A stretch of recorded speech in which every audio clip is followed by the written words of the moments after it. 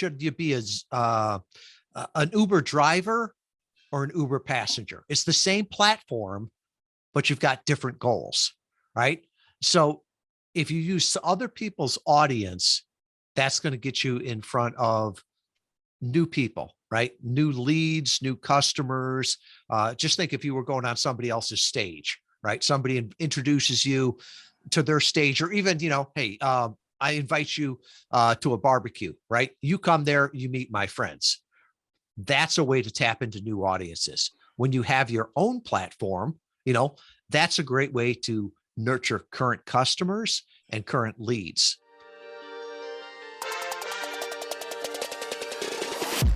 You're listening to the Rich State of Mind Show, the podcast made to make you the total package in the entrepreneurial world and give you what we call a rich state of mind. If you are here looking to learn about real estate investing, marketing, elevating your business, and developing your mindset to get to the next level, then you are at the right place.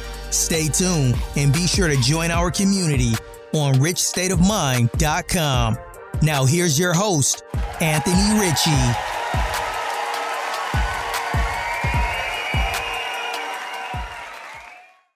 Hey, Tom, thank you so much for taking this time on this Tuesday.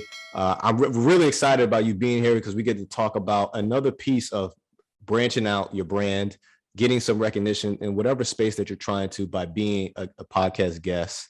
But I'm pretty sure you're going to explain a whole lot better than I would. So, Tom, if you could just talk to us a little bit about what you do and what got you into this business.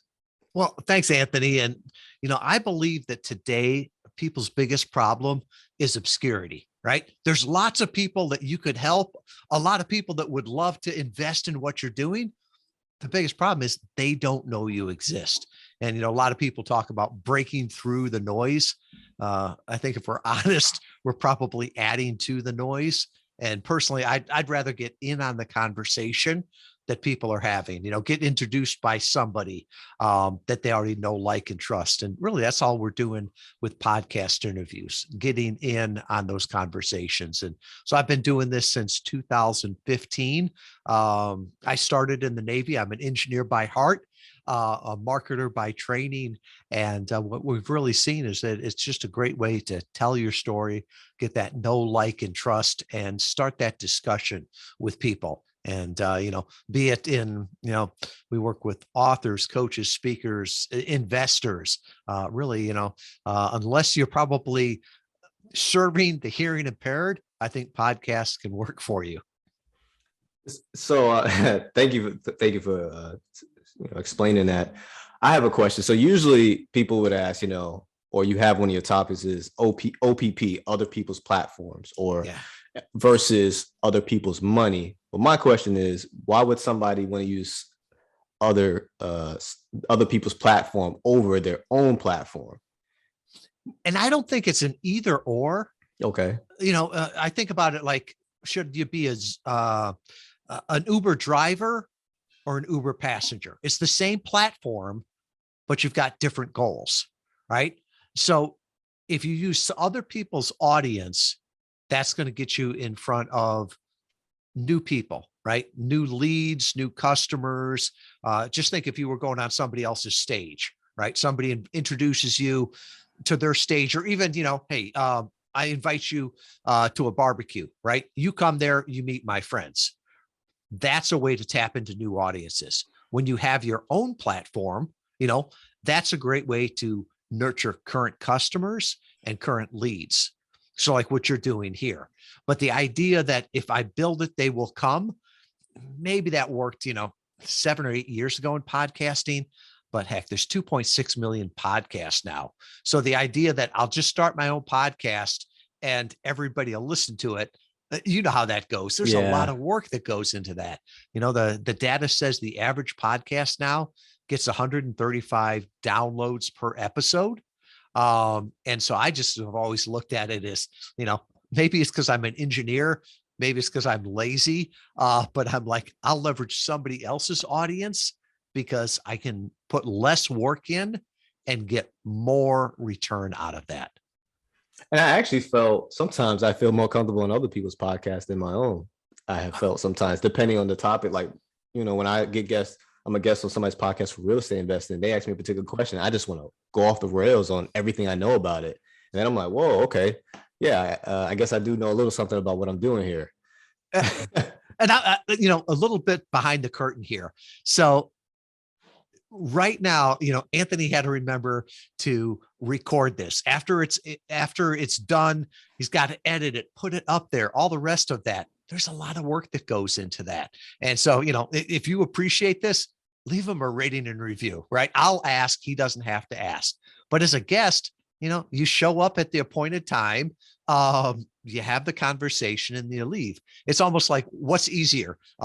If I go to your house for the barbecue or I'm the host of it, right? It's a whole lot easier just to show up as the guest. And just bring some utensils and some cups. That's it. I'll bring something. Yeah. But yeah, a whole lot easier than obviously hosting that. When it comes to, and by the way, Interview Valet, that is Tom's company that allows people to, or is the platform to get on other people's platforms. And I love this company. It's very professional, great customer service. I'm very big on customer service. And Tom, you and you guys have done a great job. I just want to make sure I say that live for people to understand how much I really respect what y'all do. It's a good service to individuals that are just trying to get over that plateau maybe, or have a particular goal in the way you break things down. And so I wanted to ask, so what is your vetting process? You said you have a team. What is their vetting process? Say, hey, Tom, I'm coming out with a real estate book. Mm-hmm. How can you what do you have to do to best set me up for success? What are some things that you look at? Yeah. So the first thing we really look at is we want to make sure you have success. The goal is not just getting on podcast interviews, right? That's sort of an ego thing. At the end of the day, you want to go on to promote your book, to promote your course, to get backlinks to your website. So we'll look at all of those things. And really, we've been doing this now for 8 years. And after about our first 100 clients, we looked and said, how come some people get good results and other people get great results? And it really boiled down to 3 major things, and they all multiply on each other. So, you can think about this. The first one's message. Do you have stories to tell and not just a product to sell, right? Mm-hmm. This is not the place for an infomercial, right? You've got to have timely and timeless stories. So think about that first. The next one is the market. Do you know who you want to talk with? And do you have something that can serve them? And, let's get honest here, right? This is marketing. If it doesn't make dollars, it doesn't make sense. So the people that came to us early on and said, well, I want to talk to everyone. Well, guess what? Not everyone wants to listen to you, right? So you've got to be very focused on who you can help. And then the flip side of that too is when the people would say, well, I just want to build my personal brand. How does that help anybody else, right? There should be a next step, and that could be a podcast, a course, coaching, a book, whatever it is, because I don't care how good of a communicator you are, you're not going to be able to change somebody's life in a half hour. Yeah. So that's the message, the market. The final one is the machine. Okay. When I hear you on a podcast, I am going to go back to your website. I am going to go back to your social media. And if your website looks like it was built like in Y2K and your social media looks like you're in the witness protection plan, it won't convert, right? Nobody will trust you on that. In fact, most podcasters should look beforehand and go, yeah, no, I'm not putting this person in front of my audience. So we look at all of those things and say, do they have the message, the market, the machine? And then we really just focus on, if they have the foundation, what are their goals? Who do they want to talk to? Who's their ideal audience? And really focusing in on that, because, more podcasts is not better. Better podcasts are better.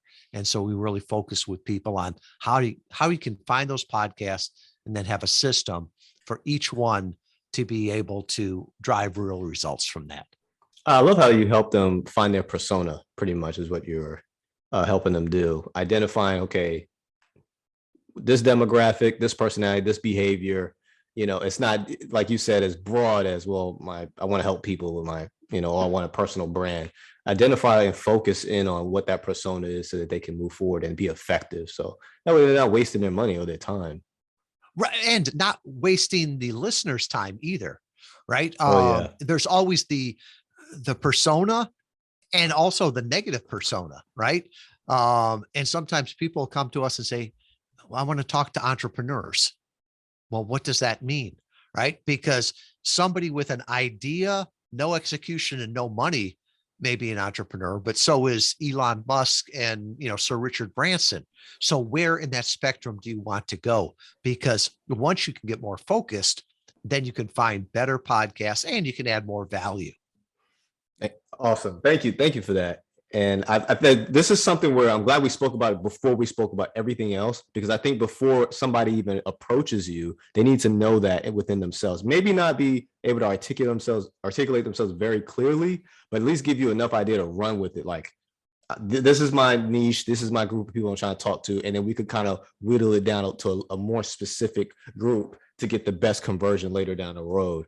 Because like you said, people do just come like, hey, like, yeah, I just want to talk to people. Okay, entrepreneurs, got it.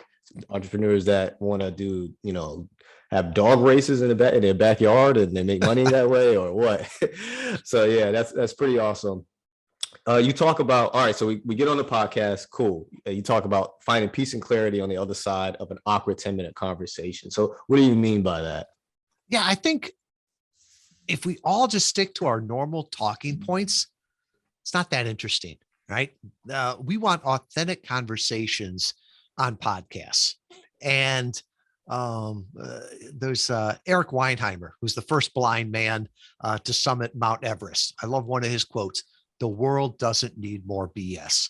So ask a real question and then give the real answer to it. And a lot of times people will say, well, but what if everybody doesn't like it? Well, I don't think you should be offensive or objectionable, but not everybody is going to like everything. And one of the great things is that when you're really who you are, right? When you're authentic, you're going to attract the right people and you're going to repel the people that you can't serve. It doesn't mean they're bad or you're bad. It just means you're not there to serve them, right? So I think being authentic on that, and just cutting through and asking the tougher questions. And because at the end of that, both people know what's going on. You get that peace, you get that clarity. Yeah. And I think also too, it adds is being relatable. I've noticed a couple of times on my podcast where people have, shared their story and there was like no mistakes. It was like success. And so when somebody's listening, they're like, well, dang, I can't really relate to this guy's perfect. He every turn he made was the right turn. And so it can kind of intimidate people to maybe do something or start at the beginning of it. So I like it. I really enjoy it when, not that I wish bad things on people, but when they have a humbling beginning, a trial that they had to go through, trial by fire, where that made them better. And people can relate to that, because I think more people obviously in life go through trying times or times that are challenging versus people that just kind of skip through life and everything just happened to work out for them. Well, and I don't know that anybody is like that, right? Because if they say they're like that, I don't know if they're lying to themselves or lying to everybody else. But remember, this was in the Navy. Remember an old chief, and I it's weird for me to say old chief. When I was in the Navy, all the chiefs were these old, gnarly guys. Yeah. And he said, nothing will ruin your relationships more than acting like you're perfect, because he says, everybody knows you're not perfect. And they'll just sit back. They'll sit back and wait for you to make a mistake. They're going to watch the show. So I think just being honest there, people will respect that a lot more. I agree. And I think it says a lot about your character as well, and being able to carry a conversation. This is a conversation of people business. People have to feel like they can trust you. They feel like they can relate to you. I've learned this more than anything. And, when it comes to marketing or building your brand, how do people resonate with your story? They want a relationship with you. They don't want just the product. Okay, your book is great. So is other people's books. But what's so special about you Is it your method? Is it how, you know, you were able to tackle this particular situation that makes me feel like I get this person? Maybe I even know this person, right? We never met, but Yeah. I know them. I feel like I know them. Yeah. It's interesting that you said that, because it's like you said conversations. And while it's considered a podcast interview, I think it's really more of a podcast conversation, right? There's that back and forth. It's not like here's 10 questions like on 60 Minutes that I'm going to ask you. No, it's more of a conversation. And for a chance for people to get to know you, because I think more than anything now, you know, with all the perfect lives on Instagram, and you know, everybody Yeah. looks the same, and there's the self-proclaimed expert. But if you get out there and let people know who you are, they're going to resonate with you. And I think more than anything, people are betting on the jockey more than the horse. And so, you know, HubSpot, which is a big publicly traded marketing company, they did a study years ago that said when somebody visited the page about the founders, it was highly indicative of them becoming a customer. And it's probably true, right? You think about all the big brands that we know right now, you sort of know who the personality is behind it. And I don't know that that was the same thing 50 years ago. But now most of the big companies, you know, if it's Tesla, you know what the name is behind that. If it's Apple, all the rest of that. It seems like the new brands, there's personality to them. Yeah. Yeah, you're completely right. Because it makes me think. I wonder. You make me think. Ford, right? When that first came out, was that synonymous with Tom Ford? You know, I think Yeah. his first name was Tom. Henry Ford. Henry Ford. Henry Ford. I think Yep. Tom Ford is the clothing line, I think. But yeah, Henry Ford. Was he synonymous? Like when they thought of Ford, they thought Henry Ford. You know. Yeah, I mean, you look at that. The Dodge was the Dodge brothers, and that started there. And I don't know, maybe at some point, I couldn't tell you who Boeing is right now or McDonnell Douglas, but I think most of the brands that we know today or invest in, we typically know, you know, who the personality is, and I think it says something about the company. You know, Tesla's probably a different company by who it's led by than, you know, than Boeing or McDonnell Douglas. Yes, exactly. So after, from my understanding with your company, after I get on a conversation with the guests, well, I'm the guest, I get on a conversation with the podcast. You also help people with funnels as well. We help them with the progression. Okay. And I will say we don't build the funnels because everybody's got like a different thing, right? To use HubSpot, ClickFunnels, whatever it is, there are great people that will set that up, but we really work with progression. How do you move people from being a passive listener to an active visitor to an engaged lead? And here, I'll pull the curtain back on this. If you want to know the best ways, you're supposed to give 3 calls to action: a small yes, a medium yes, and then a heck yes. Right. And that's heresy in digital marketing. They'll always tell you 1 call to action, but this is more like meeting people where they are. So often I'll say, you know, we've got an assessment, right?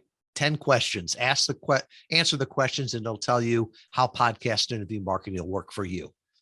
It doesn't take much time, right? That could be a small yes.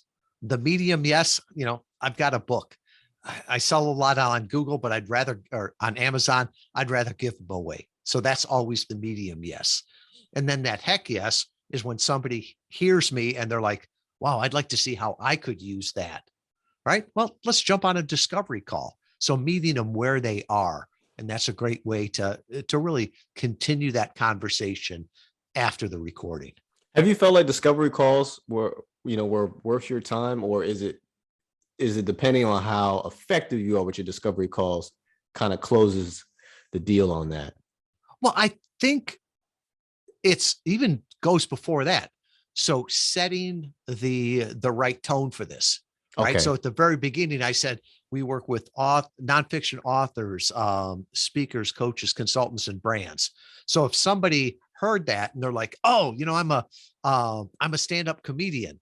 Well, they're probably like, yeah, that probably wouldn't be good for that. Or, you know, somebody does a true crime I'm sorry that we don't do that genre. So I think there's some things there that you can put in there. Or like if you were talking and saying, I work with accredited investors, right? So if there's somebody that self-identifies, or they're like, I have no idea what that means, they probably won't even jump on that discovery call.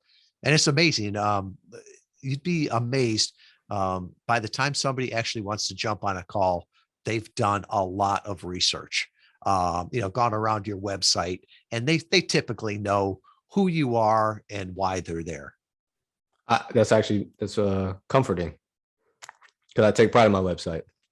And so speaking of websites, I'm a big blogger. I like to type up blogs. I believe in the SEO, right?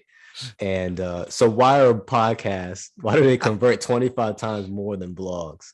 Well, I have to laugh here because you are you're a blogger. I always say English is my second language. I'm not sure what my first one is. So I'm a nuke, right? I'm an engineer. And for me, writing a blog can be a challenge, right? So often I'll dictate it or take an interview and then convert it into a blog. Oh yeah, but sure.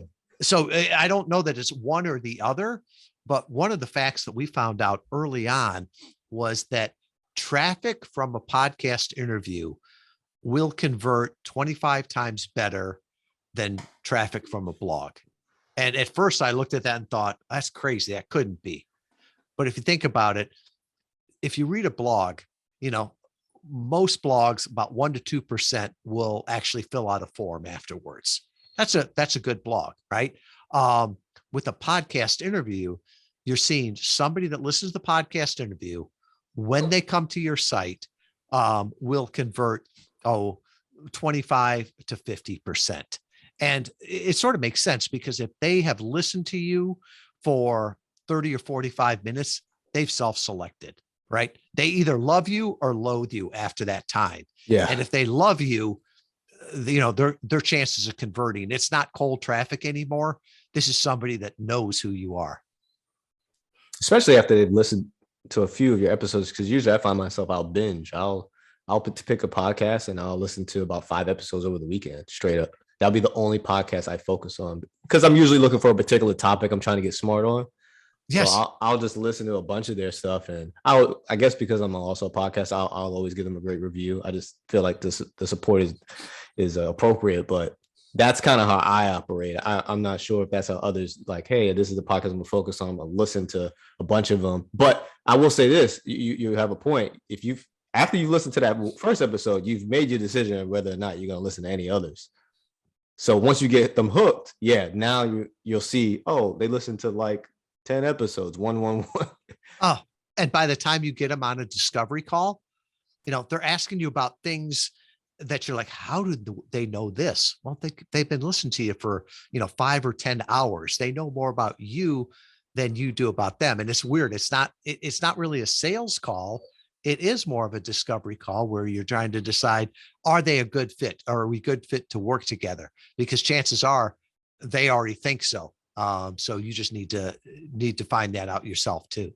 And that's also relieving, because what I don't like, and maybe I sometimes take it a little personal, is when somebody wants to have a call, but you haven't listened to any of my podcasts, you haven't listened to read any of my blogs. And so when we talk, you have this very like, well, I just want to be financially free. Okay. But have you done some homework a little bit so that I can help you? Because I at least need you to have this type of knowledge, so that when we have these conversations, we're already starting with something here. Mm-hmm. So I digress. But that's something that I've noticed with it. Like, at least that's why these calls that you're talking about, these people that already done all their research, I think that conversation flows a whole lot better, and you're able to identify if it's a better fit versus trying to have to dig and ask a bunch of questions to kind of get to where you need to be. So yeah, awesome. Man, I love talking about this type of stuff, and I guess because I'm also doing it as well. So I've also kind of, as you're talking, I'm kind of thinking in my head like, okay, how how would I have done that? Or what could I do with my business? That's why I admire what you guys are doing so well. And also how we talked about as being a guest. I think this is so cool. Like the coolest part of this is the fact that when you are doing this, it's evergreen, it's forever. And I don't know if I said that earlier, but I love that part about it.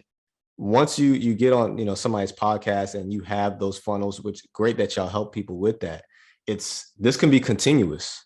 It could be ever evolving. And then also when it comes to word of mouth as well. Yeah. And if you look at the data, they say 80% of the downloads come within the first 30 days. But this is long term, right? So even though we're talking here, in early 2022, there's someone in late 2022 listening to it, and there's probably somebody in 2025 that's finding it for the first time. Yeah, because I've had people. I'm like, oh, okay, somebody looked at episode 1 from 2020. Okay, that's that was interesting, especially because that episode was pretty. That was my first episode. I had my first guest was my sister. So I'm like, all right, they got to see. That episode I think is particular for me because they got to really know me. Actually, know my past, my upbringing, as to why I am the way I am now with my sister. So you're right. That call, it's like they know a bit of me if they would have listened to that episode first. So obscurity, every business's biggest problem. What do you mean by that? Why is that a problem? Well, I really believe that obscurity is the biggest problem, right? Because I don't care what you have right now. It could be version 1.0, right? It could be a minimally viable product. There are people right now that would buy that. Maybe not everybody, but there's some, right? There's people on their knees praying for what you have to offer right now. And the reason they're not buying it is because they don't know you exist. Right now, maybe it's not for everybody, but it's going to be for some people.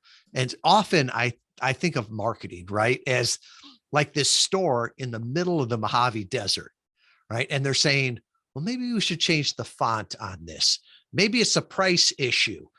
Maybe it's the color of the sign. And it's like, no, don't you understand? Nobody knows you exist, right? You can't, changing these things means nothing. Go out there into the marketplace.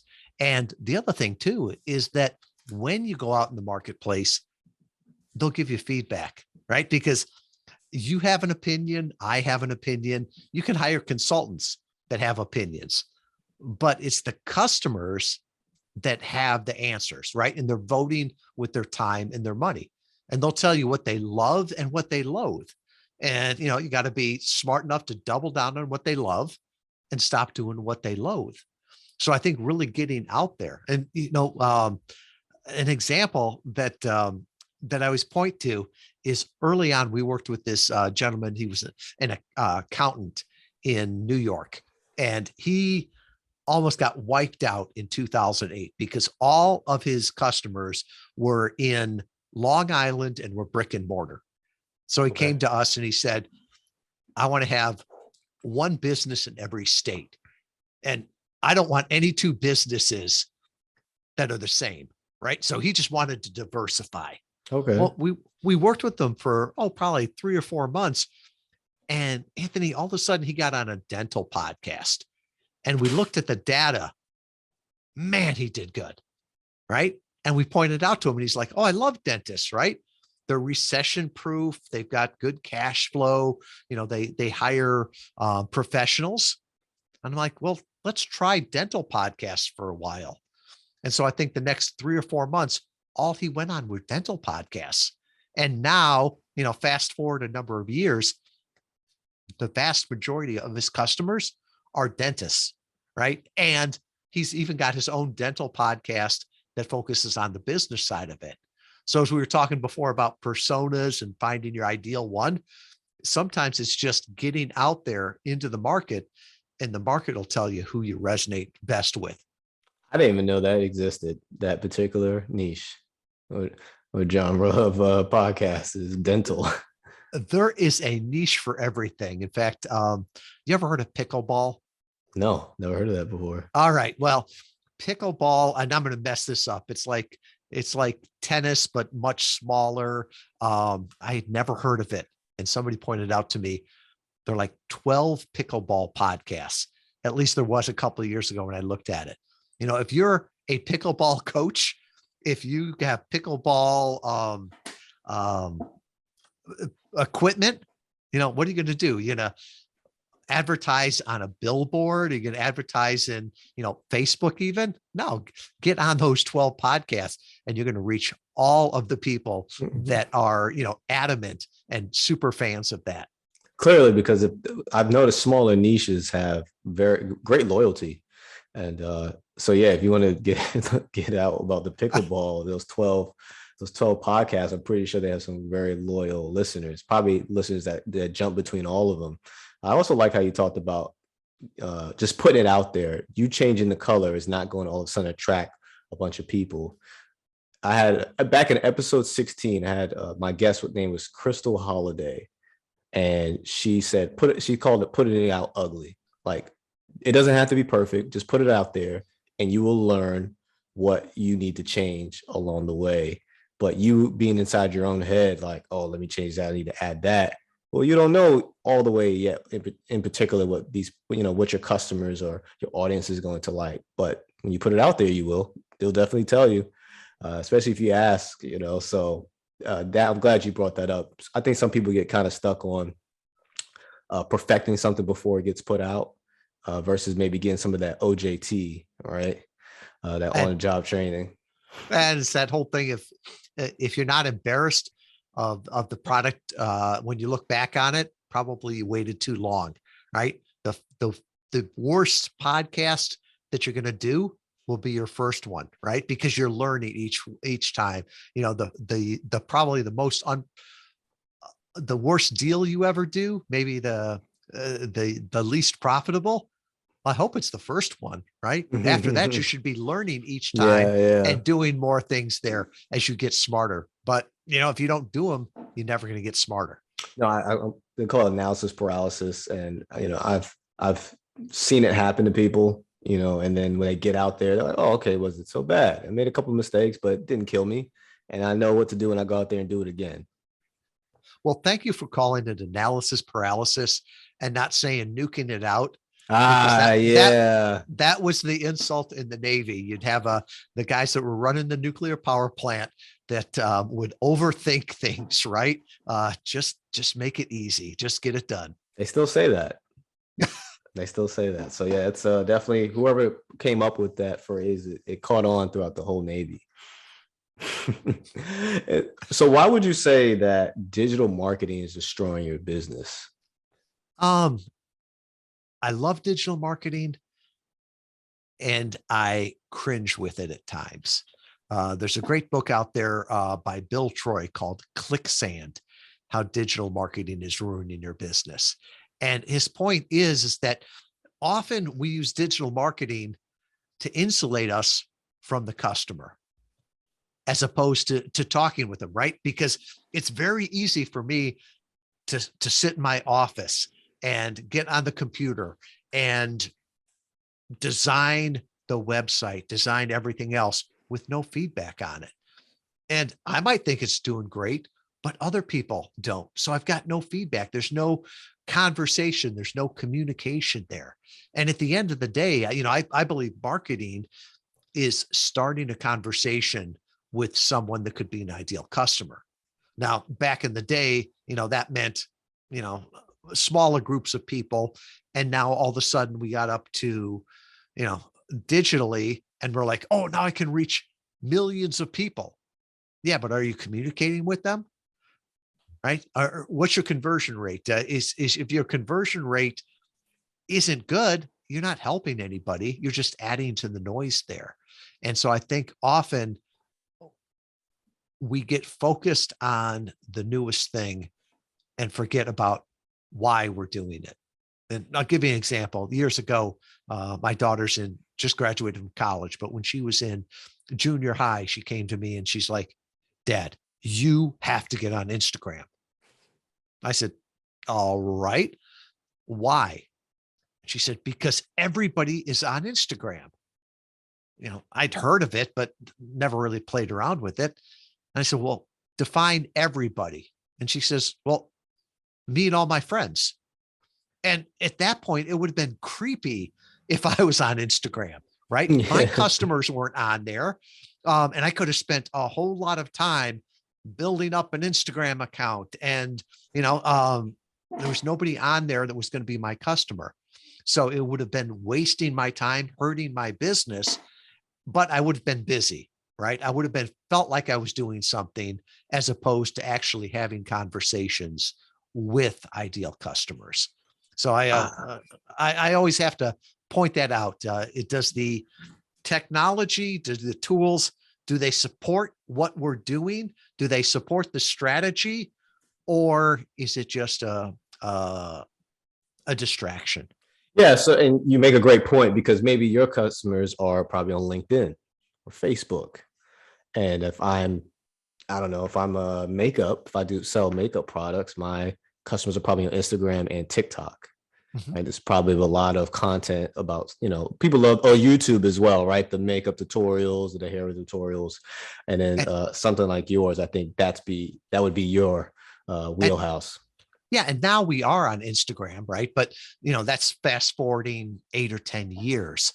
So I think the people that are always chasing that new thing, right? Whatever the new platform is. What was it? 2 years ago, maybe a year and a Yeah, half ago, with about two. about Clubhouse, and Yes. everybody's got to be on Clubhouse. Well, why don't you figure out if it's going to be around long term or not? That's one of the things I love about podcasting, is that the first podcast was in 2004. I don't think it's a fad, right? 17 years, it continues to grow. Chances are, it won't be an embarrassment when people look back and say, "Oh, a podcast." And I'm surprised it's when I read that myself, I'm like 2004. I would have thought way before that. But I guess everybody was on the radio. You wanted to be a radio host for And that. even then, you know, 2004, there's a reason it was called an iPod or a podcast, because it was on an iPod. It wasn't easy. And now I think it's funny, even the name podcast, right? I asked my youngest daughters, what's the pod mean in podcast? And they just sort of rolled their eyes and said, I don't know. What's the pod mean? Because they've never known a world with an iPod. And, today, if this podcast, somebody sees it on YouTube, is it still a podcast? Well, what if they hear it on Facebook and watch it on Facebook? Is that still a podcast? I can remember years ago, this had to be 3 or 4 years ago. I got a call from a couple of buddies in the Navy that were down in Arizona. And both of them called me and said, I didn't realize you were in town. Let's grab a beer tonight. And after I got the second call, I called them both back and I said, I'm not in Arizona. Why'd you think that? And they're like, oh, I was on the morning drive this morning and heard you being interviewed and just figured you were in town. And we pieced it together. And it was a podcast interview that I had done, a year before, that they repurposed onto the radio. So as far as they were concerned, that was a live radio interview, Gotcha. not a podcast. So it's interesting how everything's starting to merge together. I like that. I like that a lot. Is there anything else that we missed? I want to make sure that everybody has a full picture of the services that y'all provide, so they can have a great understanding. We talked about how you best serve by identifying who best fits. You having the phone call, discovery phone call. I saw that y'all provide like a microphone as well. Yeah. So I know people would appreciate that. It looked like a very nice microphone as well. And then you focus on having rich audio versus outdated video. I noticed you said that's the future. I really think so, because video can get so dated so quickly, right? Why do you say that? Did you ever watch Star Wars? The first one, New Hope? Yeah. No, whatever the original Star Wars was. I can remember watching that with my kids, and they almost laughed at the special effects. Oh yeah. Right? Because, or watch a video of somebody and all of a sudden, whatever it is, their hairdo, the way they dress, you're like, oh yeah, that's 2019. And so those things get dated very quickly. The other thing too is that I think video can get discriminatory, if you will, right? And we all do it, right? You look at somebody and like, wow, they're too young, they're too old, they don't look like me, right? Whereas when you listen to audio, you just listen for the content. And I'll give you an example. My niece years ago reached out to me. She was studying for her real estate exam. And she's like, Uncle Tom, have you ever heard of Zig Ziglar? And I'm like, yeah, honey, I've heard of him. She's like, because they have me listening to this stuff and he's great. He's funny. You'd like him.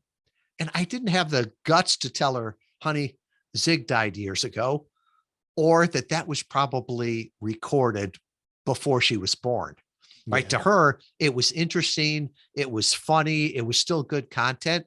I think if she would have seen the guy with, the big lapels and the big pork chop sideburns or something like that, she wouldn't have even listened for the content there. You're right. And I think that's one of the things that I would urge everybody, right? You've got something to tell people. You got something that could help other people. And it's easier now than ever to put that out there. And you put it out there. And if people take it, that's great. If not, that's fine too. But I believe we're blessed to be a blessing, right? People have taught me lessons, and I feel like I've got the obligation to teach other people. And you mentioned, thank you so much for the compliments you've given Interview Valet. I'm not here to sell any services. In fact, the book, if you want a free copy of the book, just go back to interviewvalet.com/rich state of mind. And, I'll put that assessment there. I'll put a free copy of the book. And, if you want to do a discovery call, I'll put my calendar schedule and link there. What could help people. And, Anthony, what you do to share what you've learned helps so many other people. And so I would just encourage other people, share what you know. I love that. And so what I love to ask everybody, and I'm definitely curious about yours, is I like to always ask people, what is their rich state of mind? What's their big why? You transition from being a nuke all the way into as part of the entrepreneur. You have I gotta cut this part out because I'm just thinking about everything you've done. You've literally gone from like one extreme to the other. So you've gone from being a nuke all the way to being a successful entrepreneur that has nothing to do with nuclear propulsion, but you seem very passionate about it. So if you could just tell us, what is your why? Well, I love that question. What's your rich state of mind, right? To me, the best gift you can ever give someone or get is the introduction to a new idea or a new person, right? Because that's the one thing you can't do for yourself. And as I look back on the people that I've met, the ideas I've been exposed to, they've changed my life. I can still think of, people in the Navy that exposed me to a new idea. And it's like, I never looked at the world the same way again after that. I think we all remember, who introduced you to your bride, right? I'll forever be thankful for the guy that introduced me to my bride, right? She didn't come through a funnel, right? She didn't come through automation. It came from that personal introduction. And so to me, that rich state of mind is just, being exposed to new ideas, introducing people. It's one of the things I love to do. And, when people say, well, are you going to retire or anything? No, I'm loving this. Getting to talk with people, learn new things. This is a rich life. Yeah. You're not really retiring if you're doing something you love. You're not really working. You're not working as hard as you used to, right? You're not doing 90-hour weeks, but to still be active or maybe do more than what people would think would be acceptable for somebody your age. It's fine because you love what you're doing. So I love it. How can people find you? Well, I tell you what, we'll make this easy, right? If you're listening to a podcast, you're probably multitasking while you're doing it. So just go back to Interview Valet with a V rich/rich state of mind. I'll put all of my social media there so you don't have to figure out which Tom Schwab in Kalamazoo, Michigan I am. I'll put that assessment there. Find out if podcast interview marketing will work for you. I'll put the book there, and I'll also put my calendar scheduling link. Hey, thanks for making it convenient, Tom. We really appreciate you being here. Seriously, I think you'll be providing a great amount of information and motivation for the people that listen to this episode. Thank you. Thank you, Anthony.